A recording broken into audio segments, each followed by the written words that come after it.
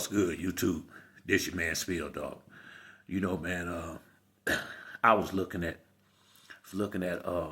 Errol Spence and Ugas fight the other day, and a thought came to my mind, and I was saying, the one thing Errol Spence can stand on is the fact that he never cheated his fans, as far as not giving them an action-packed fight. Not fighting.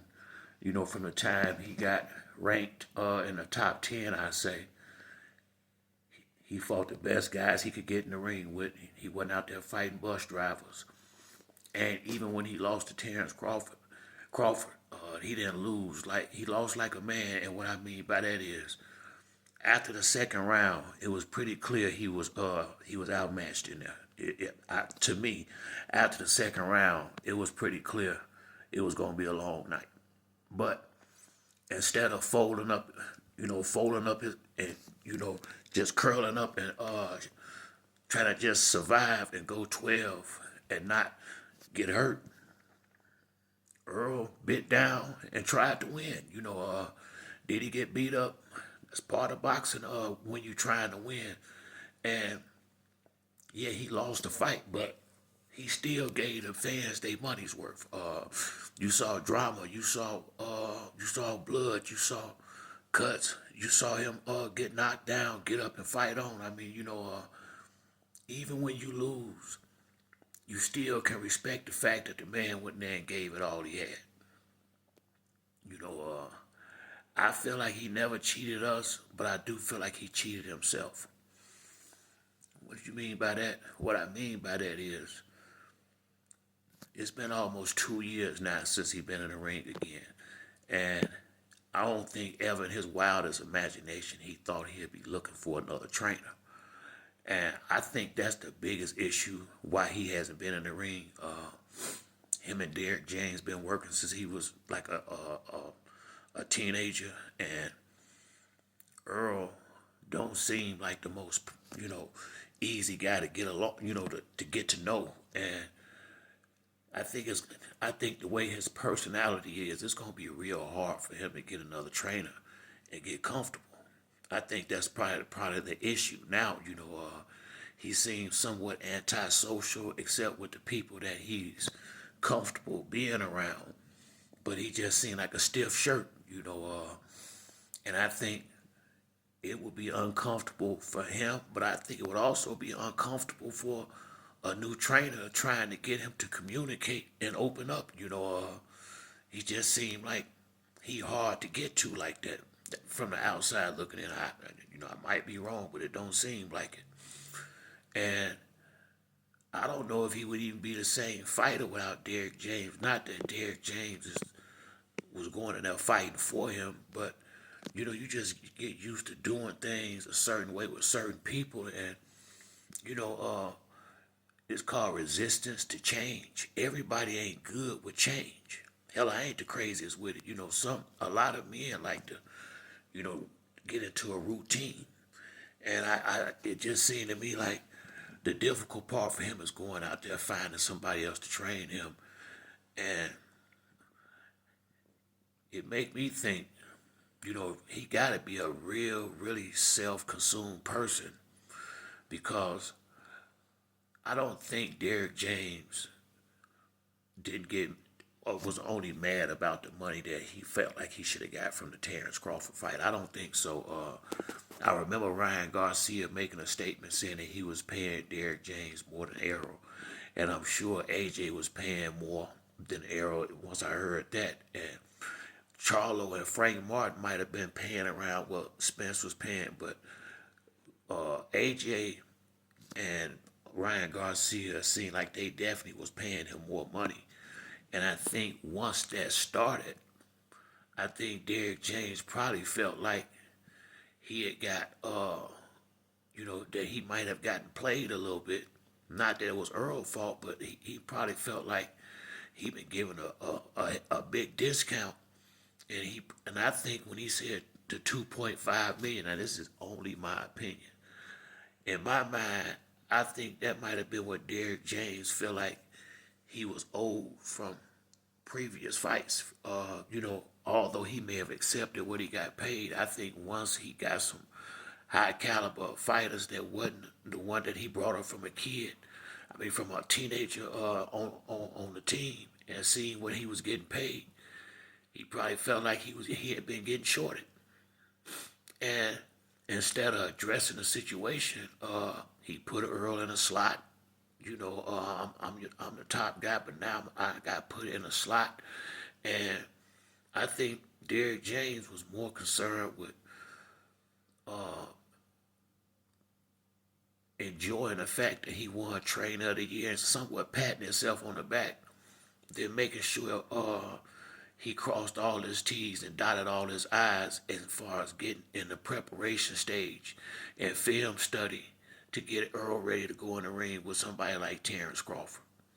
And I think, I think, I think Terrence Crawford was the smarter man. I think Terrence Crawford was more concerned with proving to the world that he was a better fighter than Errol Spence, and I think Errol Spence was more concerned with them $25 million. Honestly, you know, a lot of people were saying that Bud did this, Bud did that. Uh, I ain't going that route. I would say when a man that's in charge of his career should be a shrewd businessman, and Terrence Crawford was willing to walk away from whatever that money was on the table. Yeah, it's the biggest fight of my career, but if it's not gonna be done on my terms, I ain't taking the fight. And he was willing to turn away and just keep on making the money he was making. And Earl was not willing to walk away from that fight under no circumstance. Uh, the fight that got postponed, Crawford was smart. He went out there and negotiated him a fight with Avantasia. He ain't staying out the ring like that. After Crawford destroyed Avantasia, I think early in December, Errol Spence had a car accident. It wasn't nothing but a fender, but it ain't like he got hurt, but he did have an accident. He might have had a bruise or two, but it wasn't no major accident. But I think maybe a couple of weeks after that, Crawford came out on social media and sent him a text, said, hey, let's spin the block again. And for whatever reason, they made the fight after they renegotiated. I think it was around Christmas time, somewhere around that neighborhood. Now, Bud didn't tell Earl not to schedule a tune-up in between. Earl should have put the fight off a couple more months, took a tune-up, but he was not willing to. He wanted that money. He wanted that money at all costs. He wanted that big payday. And Bud was a shrewd negotiator. Earl stayed out the ring 17 months waiting to get in the fight. You can't blame Bud for that. You know, sometimes you gotta be. Sometimes you gotta know how to walk away. Sometimes you gotta listen to the people that you pay to advise you. And I feel like Earl cheated himself in a lot of ways. And I ain't taking nothing away from Crawford. I'm just explaining what happened and how Earl hurt himself. Crawford did everything he was supposed to do. You're supposed to try to get the best deal you can for yourself. You're a fool if you don't. You're supposed to try to fight under the best terms suitable for you. You're a fool if you don't. If a guy got the A side and gonna let you take over the negotiation, you supposed to do all of these things. If a guy don't know how to stand on his business, or you see he's so hungry for this money, oh, I got you, and that's what happened. And it wasn't no big deal about him losing the fight. I think Earl, he came out there and gave the press conference after the fight. He owned the ass whooping. I think what threw Earl off was the fact that he wasn't paying attention, evidently, to it had to be some kind of signs that it was some tension between him and Derrick James, and he thought he still had his trainer. And when Derrick James kicked him out of that gym that day, that was the beginning of the end, I think, because I don't think him going to get a trainer was a thought that ever crossed his mind that he ever thought he would have to do. Here we are, and I think if it wasn't for the Derrick James situation, he would have been back in the ring. I really believe that. But He fighting on the highest level, but all of them. And without a high level trainer, shit, you gonna go in there. It'll get real, and you need a legitimate trainer when you fighting at the top level. You can get hurt in there, and who's to say if he gonna ever fight again or not?